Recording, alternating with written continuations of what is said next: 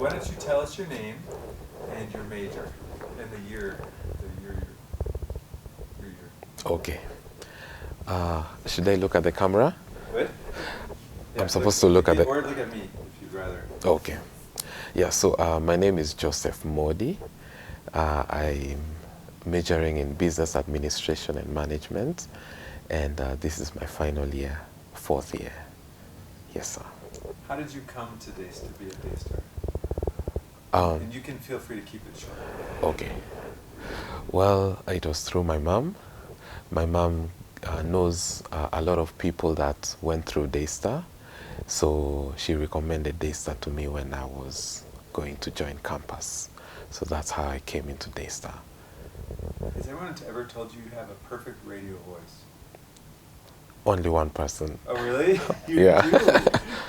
I can just imagine you like, welcome to Night Sounds. Tonight as you're resting, peaceful music. You have a very peaceful voice. Yeah. That's good. Thank you. Yeah. You have to be careful though, if in business you're doing a business report, because your peaceful voice might put somebody to sleep because there's very restful. Yeah, I know. Are you married? No. So you plan on being married, Lord willing? Yeah, God willing. God willing, having children? Yeah, absolutely. That voice would be perfect for putting the babies to bed. Singing them, rocking them.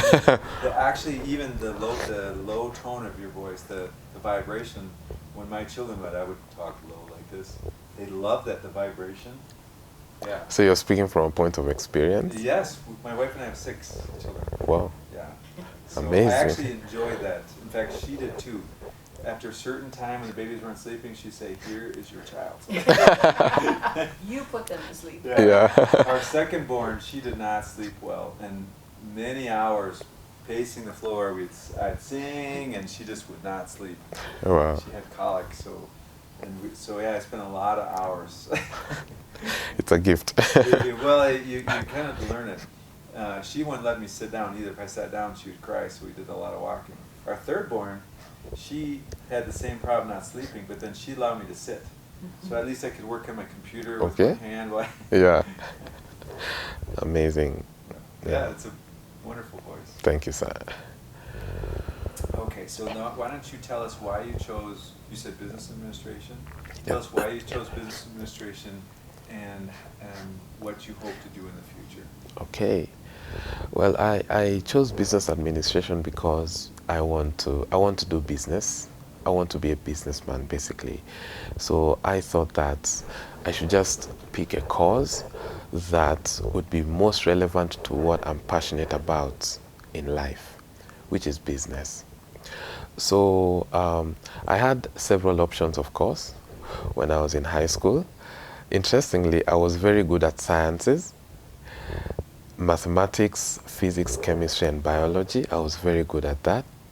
But when I finished high school, for some reason, maybe by God's plan, I just began to develop interest in business. So I had to make a choice. If this is what I want to do, then I have to study something that is relevant to what I want to do in life. So that's how I chose business administration and management. And actually, I have no regrets about making that choice. I'm perfectly fulfilled about it because even in class, my classmates would see that I'm passionate about what I learn, what I study, because I want to apply it. I'm always talking to them about application, applying what I learn in class. So, in the course of my study, I stumbled upon a few things here and there. My interest in finance also began to grow. So I started thinking of how I can get into the finance industry, but more on the business side of it. So I started studying trading, stock trading, financial trading, and all that. So I've been at it ever since, and I approach it with the mind of a business person because trading is a business. There's a course investment. A lot of the things in that course I was already acquainted with them because of my stock trading. I was already reading about stock trading online. So when I got into class, I was very familiar with most of the things that the lecturer was teaching.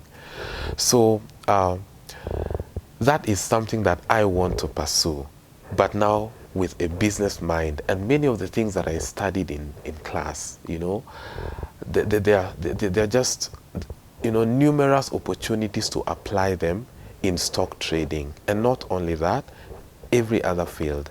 So with what I'm learning in business administration and management, not only do I hope to be an effective businessman in future, but also to be able to empower others through entrepreneurship, because South Sudan, that's where I'm from actually. I'm a South Sudanese by nationality, and it's not easy getting a job in that environment. There's a lot of political instability.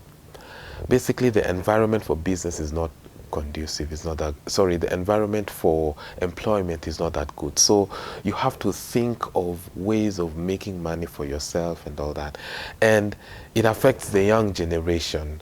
So if I can be able to position myself in a place where I can empower the young people through entrepreneurship, I would make a great impact in my nation, in my country, you know, which is something that I really hope to do. And by the grace of God, I believe that I can be able to achieve that. Thank you.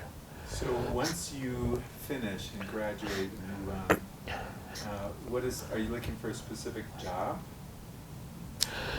Yes, I'm looking for a specific job in the line of finance.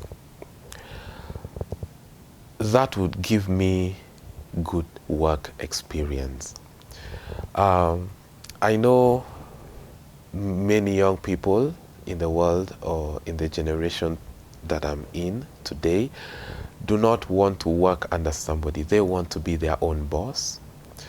But as much as that is good, because of course you'll have time, freedom, and financial, okay, not financial freedom, it might take time, but you'll have 100% control over your time if you're working for yourself. I believe that being employed will give you exposure. It would give you training that you might not be able to get working for yourself. So that's why I really do not mind being employed, but the long-term goal is for me to be able to gain experience and build an organization for myself where I can have the opportunity to employ and empower other people as well. Yes. Do you believe Daystar has empowered you to do that, or has educated you to do that? Absolutely. Absolutely. Because many of the classes that I attend, one thing that I like or I loved the most about the classes that I attended was the practicability of the courses themselves. Lecturers would come in and not only read notes on the projector screen, but they would give us practical examples, things that we can apply in our own lives, you know. Project planning and management, for example. I believe the name of the lecturer is Dr. Irungu, okay? And he would come, and in fact, he would even invite guests from outside to talk to us about project planning and practicalize it. So even when I was writing my project in that particular course, it was just a very small project. He inspired me to do something that I can do in the outside world. You know, he turned down every other idea that I had that was out of this world. But he was like, pick something that is relevant. Pick a need that you can address in the society. So that's just one instance, you know, of how I have been impacted by the courses in Daystar. Mrs. Mwamba, she teaches entrepreneurship, you know, and From that class, I developed passion for entrepreneurship. You know, so much more, so much more. So, for sure, the courses in Daystar that I have taken are relevant to what I want to do and what I want to achieve in future. Tell me just briefly about your faith. I'm a Christian. I got born again in 2009, and I have no regrets about it because Jesus is the center of my life. Whatever he did for me, I can never pay him back. Even if I were to be given 1,000 lifetimes, it would still not be enough to pay back whatever sacrifice he made for me on the cross. So my life belongs to him. Everything I am, everything I have belongs to him. And so I believe that I should make impact for him. That is the best thing that I can do with my life. Changing lives, first with the gospel of our Lord Jesus Christ.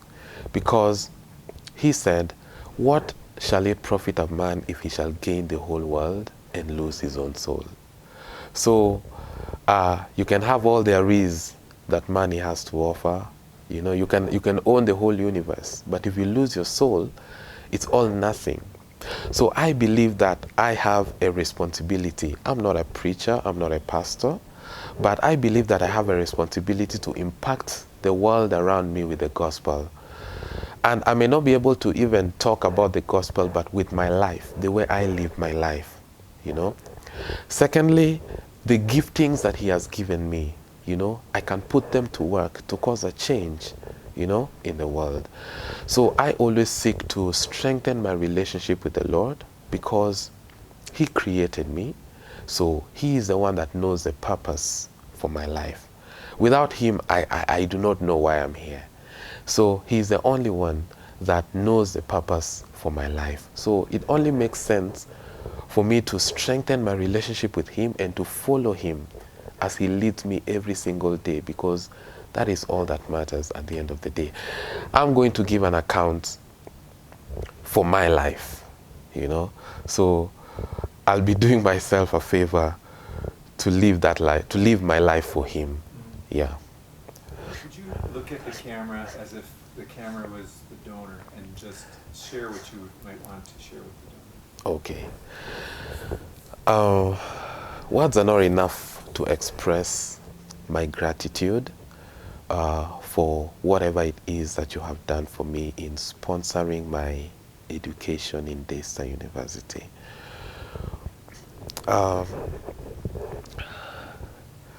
When I joined Daystar University, I didn't know that Daystar offers scholarships.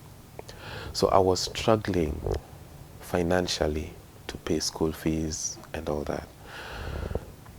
I'm not from a very wealthy family. My dad and my mom were peasants. My dad had issues with alcoholism, and so that even made it worse. It made it more difficult for me to pay my tuition. But when I learned about Daystar offering scholarships, to me it was a heavenly opportunity. And I remember the first scholarship meeting that I attended. You know, initially I thought there was some money somewhere that is kept for me and for all other scholarship students. But from that meeting, I was able to learn that these donors, some of them give of their last to educate a student like me in Africa. And I'll never forget that day because it made an impact, an indelible impact in my life. And I said to myself, if this is what someone else is going through to make sure that I get educated, then I also want to be a part of this. And I started praying that God should raise me to the level where I can be able to sponsor others. What you are doing for me is a seed. It is a seed that you're sowing. It's a seed that you're planting.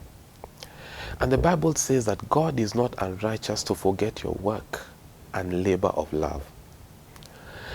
This seed that you're sowing, you might not even be the one to reap the harvest.